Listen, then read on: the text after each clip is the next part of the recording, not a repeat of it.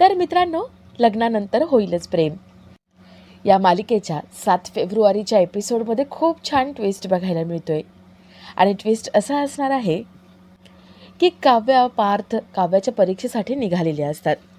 काव्या नंदिनीला बाजूला घेते आणि नंदिनीला विचारते, नंदिनीताई, तू जेव्हापासून इथे आली आहेस तेव्हापासून मला आणि जीवाला एका छताखाली बघतेस. तुला तेव्हापासून 16 डिसेंबर आठवला आहे का? नंदिनी म्हणते, नाही, तुम्हाला बघितल्यावरती काहीही आठवत नाही आहे. उलट तुम्ही दोघं चांगले मित्र आहात असं वाटतंय. काव्याच्या मनावरचं ओझं हलकं होतं. तर थोड्या वेळाने काव्य बाहेर येते. ती पार्थला फोन करते आणि पार्थ गाडी घेऊन येतो. पार्थची ती गाडी बघून काव्य म्हणते, पार्थ देशमुख, अहो माझी फक्त एवढीच अपेक्षा होती की तुम्ही मला परीक्षेला सोडायला यावं, पण तुम्ही फारच मनावर घेतलंय.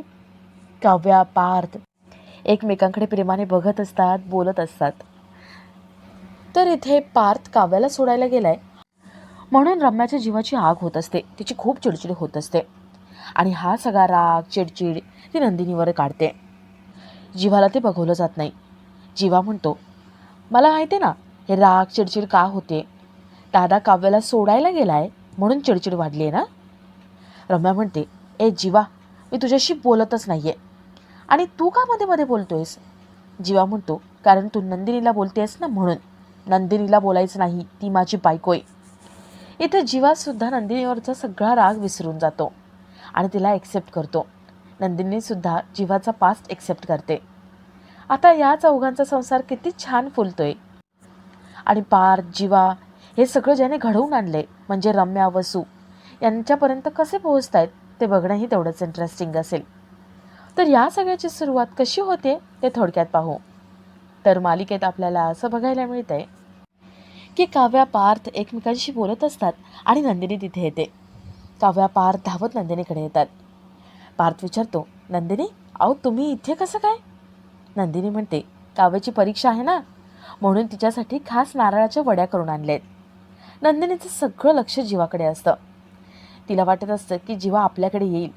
जीवाला पण धावत जाऊन नंदिनीला मिठी मारावीशी वाटते, पण तो लांब उभा असतो. त्याला आधीचं सगळं आठवत असतं.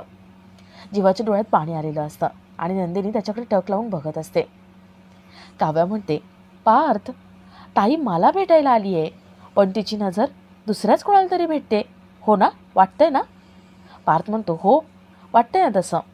नंदिनी म्हणते, पार्थ, तुम्ही मागचं सगळं विसरलं वाटतं आणि तुमचा राग गेला वाटतं. पार्थ म्हणतो, मी जातो, काव्याची बॅग भरायची आहे, कलेक्टर मॅडमची. पार्थ तिथून निघून जातो. नंदिनी जीवाशी बोलण्यासाठी पुढे होते आणि जीवा वर निघून जातो. नंदिनीला वाईट वाटतं. काव्या म्हणते, ताई, तो दुखावला गेलाय ग. पण ताई, मला एक कळत नाही, तू का बाबांच्या बोलण्यावर विश्वास ठेवलास. अगं तू जा आता आणि वाईट वाटून घेऊ नको. तू त्याच्याशी बोल. आपण देशमुखांच्या सुना आहोत. देशमुखांच्या मुलांना कसं मनवायचं हे आपल्याला चांगलंच माहिती आहे. त्यामुळे टेन्शन घेऊ नको. जा तू जीवाशी बोल. काव्य आतमध्ये जाते. तर इथे नंदिनी देवाकडे प्रार्थना करते, सगळं चांगलं होऊ देत, जीवाचा राग जाऊ दे म्हणून देवाकडे प्रार्थना करत असते. आणि तेवढ्यात तिथे मानिनी येते. मानिनी नंदिनीला घरात बघते आणि ती खूप खुश होते. मानिनी नंदिनीला मिठी मारते आणि तिला म्हणते, नंदिनी, तू घरी आली आहेस ना, आता माझं घर पूर्ण झाल्यासारखं वाटते. पण नंदिनी, मला एक गोष्ट कळत नाही आहे. जीवा जेव्हा घरी आला तेव्हा तू त्याच्यासोबत का नाही आली. अगं आम्ही किती वाट बघत होतो तुझी. काय चुकलं त्याचं.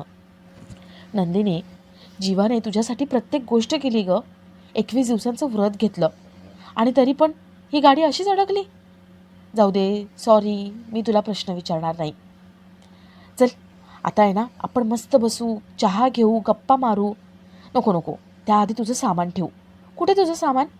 नंदिनी काहीच बोलत नाही. मानिनी म्हणते, अच्छा, म्हणजे तू सामान घेऊन नाही आलीस का. ठीक आहे, हरकत नाही. मला पूर्ण खात्री आहे आज ना उद्या तू येशीलच. नंदिनी, वाईट वाटून घेऊ नको. तू आहे ना, तुला हवा तेवढा वेळ घे आणि विचार कर. माझी पूर्ण खात्री आहे तू आज ना उद्या जीवाकडे परत येणारच. चल आपण दोघी चहा घेऊया. मानिनी चहा ठेवायला जात असते. तिचं लक्ष जीवाच्या बॅगकडे जातं. तिला वाटतं की नंदिनी जीवा यांनी एकमेकांशी बोलायला हवं. मानिनी म्हणते, हा जीवा पण ना, बघितलंस ना नंदिनी काय केलं त्याने? अगं इथे बॅग ठेवून गेलाय. आता मी पसारा आवरायचा का चहा ठेवायचा? नंदिनी म्हणते, नाही आई, तुम्ही चहा ठेवा, मी आहे ना, पसारावाल्याचा पसारा मी आवरते. मानिनी म्हणते, जा मग बोल त्याच्याशी. मानिनी चहा ठेवायला जाते आणि नंदिनी जीवाकडे ती बॅग घेऊन जाते. तर इथे पार्थ काव्याची बॅग पॅक करतो. तो काव्याला म्हणतो, काव्या, या बॅगवर बसा ना, म्हणजे तुमच्या वजनाने बॅग खाली जाईल आणि चेन लागेल. काव्या म्हणते, पार्थ, अहो तुम्हाला बॅग कधी भरायला जमणार आहे? आणि एवढं काय भरून ठेवलंय? काव्या बॅग उघडते. काव्याला बॅगमध्ये तिचा बोका दिसतो. पार्थ पटकन तोंड फिरवून घेतो.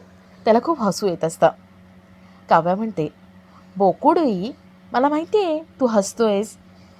तू तुझा चेहरा जरी दाखवू शकला नाही ना, तरी पण मला दिसतंय ना, तू राग विसरलायस आणि तुझ्या चेहऱ्यावरचं हसू पण दिसतंय. पार्थ आपला हसू लपवण्याचा प्रयत्न करतो. काव्या म्हणते, पार्थ, आपलं आता सगळं सुरळीत होते. माझी देवाकडे एकच प्रार्थना आहे की नंदिनी ताई, जीवा यांच्यामधला अबोला असाच निघून जाऊ देत आणि सगळं चांगलं होऊ दे. तर इथे जीवा आतमध्ये बसलेला असतो. त्याला नंदिनीला भेटावं असं वाटतं, पण नंदिनीचा रागही तितकाच आलेला असतो. नंदिनी रूम बाहेर येते आणि जीवाला हाक मारते. नंदिनी म्हणते, ओ पसारेवाला, तुमचा पसारा आवरायला ही चकाचक बाई आली आहे, दरवाजा उघडा ना. जीवाला दरवाजा उघडाच वाटतो, पण तो काही दरवाजा उघडत नाही. नंदिनी म्हणते, जीवा, मला माहिती आहे तुम्ही दाराजवळ आलायत आणि माझं बोलणं ऐकताय. मी तुम्हाला रिक्वेस्ट करते, प्लीज राग सोडा ना, बोला ना माझ्याशी. हे बघा, तुम्ही म्हणता ना की राग रुसवा घालवण्यासाठी हसायचं, म्हणून मी तुमच्या स्टाईलने बोलायला आले. प्लीज बोला. जीवा म्हणतो, माझं सामान तिथे ठेव आणि निघून जा, मला नाही बोलायचे. जीवाला नंदिनीने जे केलंय ते आठवतं. नंदिनीने तिच्या बाबांनी जे आरोप लावले ते आठवतात. नंदिनी रडत खाली जाते. तर इथे रम्या देवाकडे प्रार्थना करत असते. देवाला तिने नैवेद्यसुद्धा दाखवलेला असतो. वसू म्हणते, अगं रम्या, हे काय करतेस तू? देवाच्या पाया काय पडतेस? नैवेद्य काय ठेवलाय? तू त्या काव्याचं चांगलं व्हावं म्हणून प्रार्थना करतेस, तिची परीक्षा चांगली पास व्हावी म्हणून? रम्या म्हणते, नाही काय, तिच्या चांगल्यासाठी नाही. अगं पार्थ चाललाय ना तिच्यासोबत, मी ना तिचं काहीतरी वेडं वाकडं व्हावं म्हणून प्रार्थना करते.